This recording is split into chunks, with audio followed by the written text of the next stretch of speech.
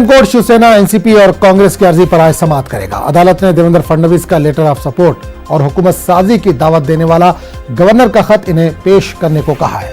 अदालत इन दोनों के खतूत का जायजा लेने के बाद फैसला सुनाएगी। दरअसल महाविकास अघाड़ी की जानिब से फडणवीस हुकूमत को फौरी तौर पर अक्सरियत साबित करने का हुक्म देने की दरख्वास्त की गई है।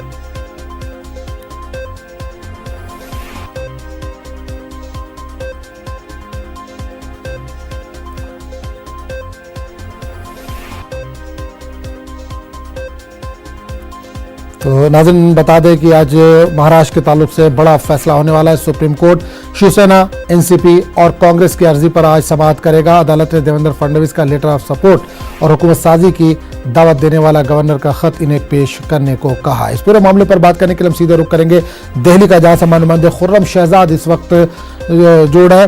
खुर्रम, महाराष्ट्र के लिए आज कितना बड़ा दिन है? क्या दोनों जमातें, चाहे वो बीजेपी हो या शिवसेना, एनसीपी और कांग्रेस, कितने पुरुम्मीद नजर आ रही हैं, क्योंकि अदालत ने आज दोबारा सुनवाई के लिए बुलाया है?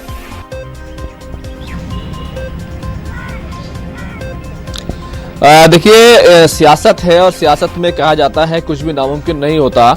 आज इस मामले को लेकर सीधे तौर पर जो समाअत होनी है उसमें यह देखना होगा कि सुप्रीम कोर्ट ने दरअसल जो लेटर्स मांगे हैं, खासतौर से जिस तरह से गवर्नर कोश्यारी ने सदर राज हटाने की महाराष्ट्र से जो सिफारिश की थी उसको मांगा गया है, और उसमें बहरहाल ये देखना होगा उसका टाइमिंग क्या है, कब कैबिनेट की बैठक हुई, ये तमाम पहलू सुप्रीम कोर्ट देखेगा। इसी के साथ साथ देवेंद्र फडणवीस जो महाराष्ट्र के वजीर आला का जिन्होंने हल्फ लिया है, उनसे लेटर मांगा गया है कि एमएलए के सपोर्ट का लेटर, और इसी के साथ साथ जो कोश्यारी गवर्नर हैं उनसे मांगा गया है कि देवेंद्र फडणवीस ने जो हुकूमत बनाने का दावा करने के लिए जो लेटर दिया था वो भी मांगा गया है। तो इस तरह से देखा जाए तो इनकी टाइमिंग क्या थी, किस तरह से ये लेटर दिए गए, उसमें किन चीजों को बुनियाद बनाया गया, ये तमाम पहलू सुप्रीम कोर्ट आज इस मामले को देखेगा और ये देखने के बाद ये तय करेगा फ्लोर टेस्ट कब हो।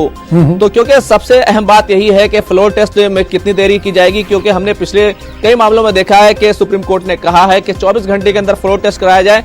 कितना मौका देवेंद्र फडणवीस सरकार को वो देगा, गवर्नर कोश्यारी को देगा, और यही सबसे अहम सवाल है, क्योंकि यही इसी बात को लेकर के आज तीनों जो पार्टियां हैं अपोजिशन में इस वक्त मौजूद हैं, कांग्रेस, एनसीपी और शिवसेना, वो चाहते हैं कि जल्द से जल्द हो, क्योंकि इससे पहले गोवा में देखा गया, उसके अलावा कर्नाटक में देखा गया, तो काफी सूबों में इस तरह से हो चुका है, यानी कि जल्द से जल्द फ्लोर टेस्ट हो, सिर्फ ये फोकस रहने वाला है। लेकिन इस बीच जिस तरह से सियासी डेवलपमेंट हो रहा है उसमें साफ है कि एनसीपी के पास उनके जो बिछड़ गए विधायक थे, एमएलए थे, अराकीन असेंबली थे, वो लौट आए हैं। तो इस तरह से और एक नवाब मलिक ने यह दावा भी किया है कि उनके पास एक रुकन असेंबली उनके टच में है। तो इस तरह से जो 54 में से 53 हैं वो एनसीपी के पास वापस आ गए हैं। शिवसेना के एमएलए को होटल्स में रखा गया है, कांग्रेस अपने एमएलए को अलग लेकर गई है। तो इस तरह से देखा जाए कि फ्लोर टेस्ट काफी अहम होने वाला है, और लेकिन उसमें सुप्रीम कोर्ट की आज जो सबसे अहम बात रहेगी, यानी फोकस रहने वाला है, वो ये है कि फ्लोर टेस्ट कब हो और कैसे हो, ये सबसे अहम है। और बिल्कुल एक चीज और जानना चाहेंगे कि फडणवीस ने जो लेटर ऑफ सपोर्ट, बिल्कुल फडणवीस ने जो लेटर ऑफ सपोर्ट दिया है, एनसीपी का कहना है कि ये झूठा है, शिवसेना ने भी कल अपने बयान में कहा कि ये झूठा है। अगर ये झूठा साबित होता है तो बीजेपी के लिए कितनी किरकिरी की बात होगी?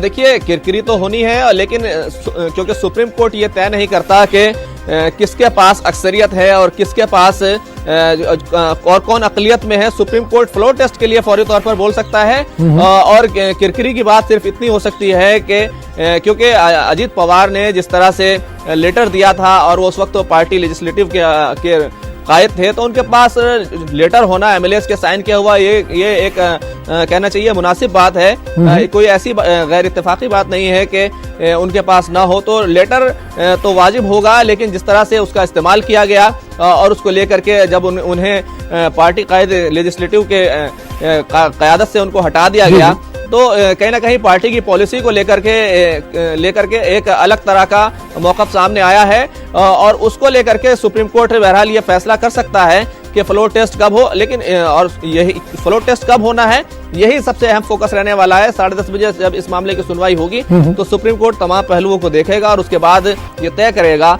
कि आखिर कहां पर कहना चाहिए कि अपनी हद से बाहर कौन शख्स गया और किस तरह से इस पूरे मामले पे सुप्रीम कोर्ट ये फैसला सुना है कि फ्लोर टेस्ट कब होगा। और हमने पिछले कई मामलों में देखा है कि 24 घंटों के अंदर सुप्रीम कोर्ट ने कहा है कि फ्लोर टेस्ट हो सकता है, लेकिन क्या इस मामले में और ज्यादा वक्त मिल सकता है? क्योंकि इससे पहले बीजेपी ने भी अपने कई लीडर्स को यह जिम्मेदारी दी है कि वो अक्सरियत हासिल करने के लिए कोशिशें करें, लेकिन जिस तरह के हालात दिखाई दे रहे हैं वो काफी अलग हैं। लेकिन अक्सरियत का मामला यह है कि जब तक फ्लोर टेस्ट न हो जाए कुछ कहा नहीं जा सकता, क्योंकि वहां पर वोटिंग किस तरह से होगी और कितने अराकीन असेंबली हैं वो वोट करेंगे और कितने अराकीन। बिल्कुल खुद में एक आखिरी सवाल बिल्कुल मुख्तसर में जाना चाहूंगा।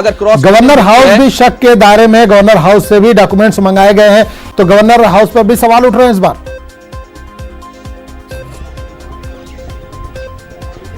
देखिए, गवर्नर हाउस तो सीधे तौर पर शक के दायरे में है और यही वजह है कि जो कोश्यारी गवर्नर हैं उनसे दो तरह के दस्तावेज मांगे गए हैं। एक तो ये मांगा गया है कि उन्होंने जो सिफारिश की सदर राज हटाने की मरकज को, वो डॉक्यूमेंट वो दें, और इसी के साथ साथ उनसे ये भी कहा गया कि जो उनको चिट्ठी दी गई है देवेंद्र फडणवीस की तरफ से, जिसमें उन्होंने दावा किया था कि वो हुकूमत बनाना चाहते हैं, उनके पास अक्सरियत है, तो ये लेटर भी उनसे मांगा गया है। तो गवर्नर हाउस ने क्या अपने इख्तियारात का बेजा इस्तेमाल किया, ये अहम सवाल है। क्योंकि जिस तरह से सरकार बनी थी, सुबह में 4:45 बजे के करीब, 5:45 बजे के करीब, माफ कीजिएगा, तो कब कैबिनेट की बैठक हुई, कब कैबिनेट की मीटिंग हुई और कब सदर राज हटाने का पूरा फैसला हुआ, तो इसको लेकर के सवाल है। और यही वजह सुप्रीम कोर्ट ने तमाम दस्तावेज जो है वो तलब कर लिए हैं। चलिए, बिल्कुल इंतजार करना पड़ेगा 10:30 बजे के बाद जब इस पर सुनवाई होगी। बहुत बहुत शुक्रिया खुर्रम शहजाद इस तमाम जानकारी के लिए। आपके पास दोबारा लौटेंगे, फिलहाल शुक्रिया। आगे बढ़ेंगे। महाराष्ट्र में गुज़िश्ता दिनों जो कुछ हुआ उसकी गूंज आज पार्लियामेंट में सुनाई देगी। अपोजिशन जमातें पूरे मामले पर चिरागपा हैं और पार्लियामेंट में आज हंगामा होना तय है। शिवसेना, एनसीपी और कांग्रेस ने महाराष्ट्र में फडणवीस की हलफबर्दारी को चैलेंज किया है। कांग्रेस ने बीजेपी पर इल्जाम लगाया कि इसने चोरी छुपे हुकूमत बनाकर आइन की धज्जियां उड़ाई हैं, जबकि एनसीपी ने कहा था कि नई हुकूमत असेंबली में एतमाद का वोट हासिल नहीं कर सकेगी।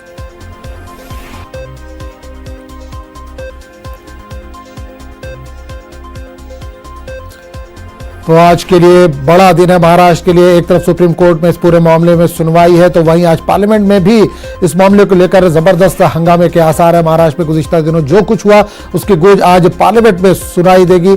अपोजिशन जमातें पूरे मामले को लेकर चिरागपा है और पार्लियामेंट में आज हंगामा होना तय माना जा रहा है। शिवसेना, एनसीपी और कांग्रेस ने महाराष्ट्र में फडणवीस की हलफबर्दारी को चैलेंज किया है। कांग्रेस ने बीजेपी पर इल्जाम लगाया कि इसने चोरी छुपे हुकूमत बनाकर आइन की धज्जियां इसने उड़ाई हैं, जबकि एनसीपी ने कहा था कि नई हुकूमत असेंबली में एतमाद का वोट हासिल नहीं कर सकेगी।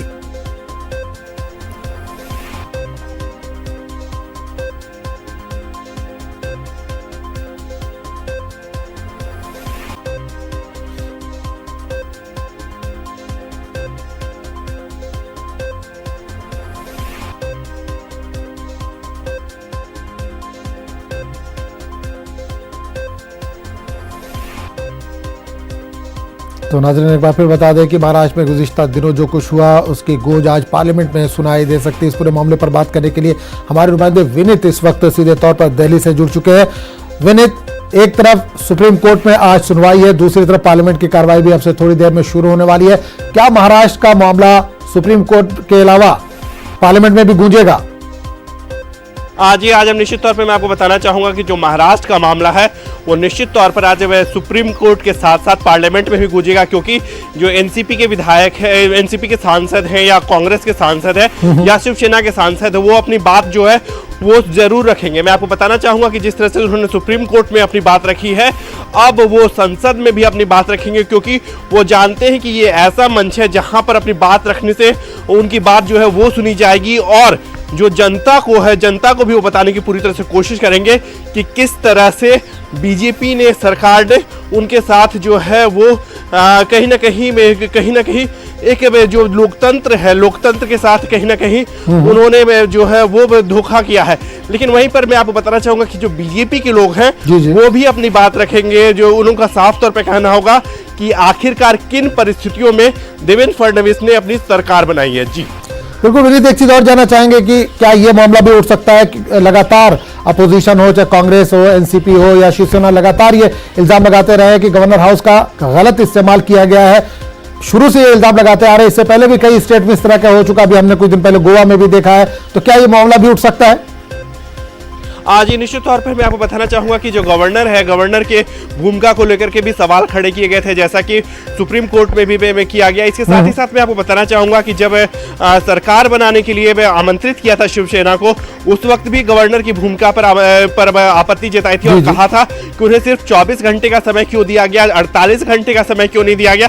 तो इस तरह की बातें जरूर उठेंगे, लेकिन जहां तक गवर्नर की भूमिका की बात होती है, गवर्नर के कुछ विशेषाधिकार होते हैं, उनकी अपनी राइट्स होती है और वो अपने विवेक से भी काम करते हैं, क्योंकि वो जो गवर्नर जो है उनका अपना विवेक भी होता है और उसके के हिसाब से भी काम करने का उन्हें संवैधानिक अधिकार है।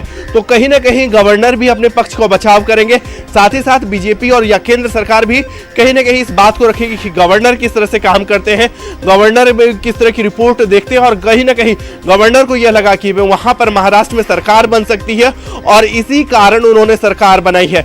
जैसा कि हमने देखा कि अब जो एनसीपी के आए हैं अजित पवार जो मुख्यमंत्री बने हुए हैं, वो साफ तौर पे कह रहे हैं कि क्यों आखिरकार क्यों उन्होंने सरकार बनाई। उन्होंने किसानों के हित की बात की, उन्होंने शरद पवार के साथ होने की बात की, साथ ही साथ एक जो विशेष बात यह है कि जयंत पाटिल जो अब विधायक दल के नेता बने हैं, वो भी साफ तौर पे कह रहे हैं कि अगर अजित पवार फिर से वापस आते हैं तो उनका स्वागत है। तो कहीं ना कहीं जो एनसीपी है वो अजित पवार को पार्टी से निकालने की जो दुस्साहस है या साहस है वो नहीं दिखा पा रही, और कहीं ना कहीं अजित पवार भी पार्टी को नहीं छोड़ पा रहे। तो कहीं ना कहीं अभी भी काफी कुछ महाराष्ट्र की राजनीति में देखा जाना है, क्योंकि जो एनसीपी की जो भूमिका है वो काफी महत्वपूर्ण हो जा रही है। कल जिस तरह से अजित पवार ने ट्वीट किया था और वे किसानों के हित के बारे में बात की थी और साफ तौर पे कहा था कि वो शरद पवार के साथ है और बीजेपी एनसीपी की सरकार बनी है, वहीं पर कल शरद पवार ने जिस तरह से ट्वीट करके कहा था कि वो किसी भी हालत में बीजेपी के साथ नहीं जाएंगे। तो कहीं ना कहीं जो राजनीति है वो पूरी तरह से खेली जा रही है और अभी भी कई ऐसे पेच है जो जिन पर अभी भी परतें उठनी बाकी है। इसके साथ ही साथ मैं आपको यह भी बताना चाहूंगा कि 10:30 बजे जब आज सुप्रीम कोर्ट में सुनवाई होगी, तो आज सुप्रीम कोर्ट ने कई पक्ष मांगे हैं। उन्होंने देवेंद्र फडणवीस से भी जवाब मांगा है, उन्होंने अजित पवार से भी जवाब मांगा है और साथ ही साथ राज्यपाल से भी मिनट्स मांगे हैं। तो कहीं ना कहीं जब सुप्रीम कोर्ट में ये सब बातें जाएंगी तो आखिरकार और भी परतें खुलेंगी कि आखिरकार किस आधार पर महाराष्ट्र में सरकार बनी है, कितने विधायकों का समर्थन जो है वो देवेंद्र फडणवीस को है। इसके साथ ही साथ मैं आपको यह भी बताना चाहूंगा कि जो अंतिम फैसला होगा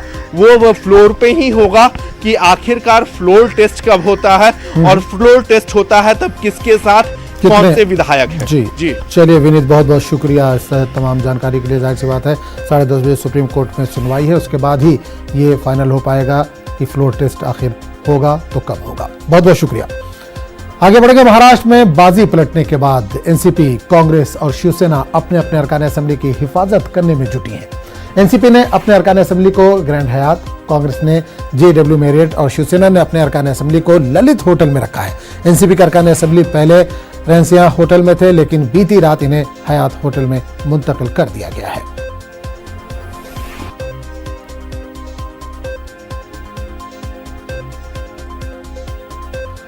और महाराष्ट्र में सियासी घमासान के दरमियान बीती रात नायब वजीर आला अजित पवार ने वजीर आला देवेंद्र फडणवीस से मुलाकात की। हलफ बर्दारी के बाद दोनों की ये पहली मुलाकात थी। जरा के मुताबिक दोनों ने बेमौसम बारिश के सबब किसानों को नुकसान के मुद्दे पर बात की है।